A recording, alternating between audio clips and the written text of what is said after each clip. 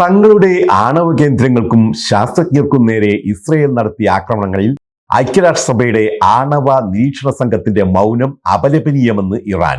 ഇതിനെ സയനിസ്റ്റ് ഭരണകൂടവുമായുള്ള സഹകരണത്തിന്റെ ഒരു രൂപമായി കണക്കാക്കുന്നതായി ഇറാന്റെ ആണവോർജ സംഘടന ആരോപിച്ചു. ഇസ്രയേലി ആക്രമണത്തിൽ ഇറാൻ റവല്യൂഷണറി ഗാർഡ് മേധാവി മേജർ ജനറൽ ഹൊസൈൻ സലാമി അടക്കം നിരവധി പേരാണ് കൊല്ലപ്പെട്ടത്. എയർഫോഴ്സ് കമാൻഡർ മേജർ ജനറൽ അമീർ അലി ഹാജി സാദയും കൊല്ലപ്പെട്ടവരിൽ ഉൾപ്പെടും. തങ്ങൾക്ക് നേരെയുണ്ടായ ആക്രമണത്തിന് ഇസ്രയേൽ കഠിനമായ ശിക്ഷ നേരിടേണ്ടി വരുമെന്ന് ഇറാന്റെ പരമോന്നത നേതാവ് ആയത്തുള്ള ഖൊമൈനി മുന്നറിയിപ്പ് നൽകി. ഇറാൻ ആണവ നിലയങ്ങൾക്കു നേരെ ഇന്ന് പുലർച്ചെ കനത്ത ആക്രമണമാണ് ഇസ്രയേൽ അഴിച്ചുവിട്ടത്.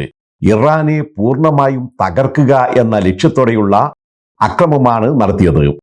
ഇതേ തുടർന്ന് ഇറാൻ, ഇറാഖ്, ജോർദാൻ, സിറിയ എന്നിവിടങ്ങളിലെ വ്യോമാതിർത്തി താൽക്കാലികമായി അടച്ചിട്ടിരിക്കുകയാണ്. ഇതോടെ ഗൾഫ് നാടുകളിൽ നിന്നുള്ള പല വിമാനങ്ങളും റദ്ദാക്കുകയോ വൈകുകയോ ചെയ്തതായി എയർലൈൻ വൃത്തങ്ങൾ അറിയിച്ചു. ഇറാനിലെ ഇന്ത്യക്കാർ ജാഗ്രത പാലിക്കണമെന്നും സുരക്ഷാ നിർദ്ദേശങ്ങൾ അനുസരിക്കണമെന്നും ടെഹ്റാനിലെ ഇന്ത്യൻ എംബസി മുന്നറിയിപ്പ് നൽകുന്നുണ്ട്. ഇസ്രയേൽ നടത്തിയ ആക്രമണങ്ങളെ സൗദി അറേബ്യയും UAEയും അടക്കമുള്ള അറബ് രാജ്യങ്ങൾ അപലപിച്ചു. ഇസ്രയേൽ ആക്രമണം ഇറാൻ ശക്തമായി തിരിച്ചടിച്ചു തുടങ്ങി.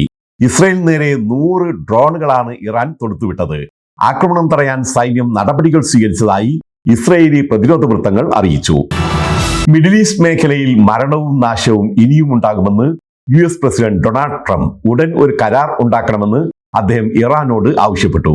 അടുത്തതായി വരാനിരിക്കുന്നത് കൂടുതൽ ക്രൂരവും ആസൂത്രിതവുമായ ആക്രമണമായിരിക്കുമെന്നും അതിന് ഇടവരുത്താതെ ഉടൻ കരാറിൽ എത്തുകയാണ് വേണ്ടതെന്നുമാണ് ട്രംപ് മുന്നറിയിപ്പ് നൽകിയത്. അതേസമയം US-മായി വരുന്ന ഞായറാഴ്ച മസ്കത്തിൽ നടക്കാനിരിക്കുന്ന 6ാം ഘട്ട ആണവ ചർച്ചകളിൽ നിന്ന് പിന്മാറുന്നതായി ഇറാൻ അറിയിച്ചു. ഇസ്രയേൽ ആക്രമണങ്ങളുടെ പശ്ചാത്തലത്തിലാണ് തീരുമാനം. ദുബായിൽ അനധികൃതമായി റോഡ് മുറിച്ചു കടക്കുന്നവർക്കെതിരെയും അനുചിതമായി സ്കൂട്ടർ ഉപയോഗിക്കുന്നവർക്കെതിരെയും കടുത്ത നടപടി തുടരും. കഴിഞ്ഞ 5 മാസങ്ങൾക്കിടയിൽ അശ്രദ്ധമായി റോഡ് മുറിച്ചു കടക്കുന്ന 9 പേരാണ് ദുബായിൽ കൊല്ലപ്പെട്ടത്. സ്കൂട്ടർ ഉപയോഗിച്ച 4 പേരും കൊല്ലപ്പെട്ടിട്ടുണ്ട്. ഈ പശ്ചാത്തലത്തിലാണ് കർശന നടപടി സ്വീകരിക്കാനുള്ള പോലീസിന്റെ തീരുമാനം. അനന്തപുരി പ്രവാസി കൂട്ടായ്മ ഈദാഘോഷവും വനിതാ സംഗമവും സംഘടിപ്പിച്ചു. വനിതാ സംഗമം ഡോക്ടർ സൗമ്യ സലീം ഉദ്ഘാടനം ചെയ്തു. മുനീറ സലീം ജനറൽ കൺവീനറും ഷൈനി ഖാൻ, പ്രസീത പ്രതാപൻ, ഗാന അരുൺ, അമൃത ഷൈൻ എന്നിവർ കൺവീനർമാരുമായ 25-അംഗ വനിതാ വിംഗ് കമ്മിറ്റിയെ യോഗത്തിൽ തെരഞ്ഞെടുത്തു. താജുദ്ദീൻ വടകരയെ ചടങ്ങിൽ ആദരിച്ചു.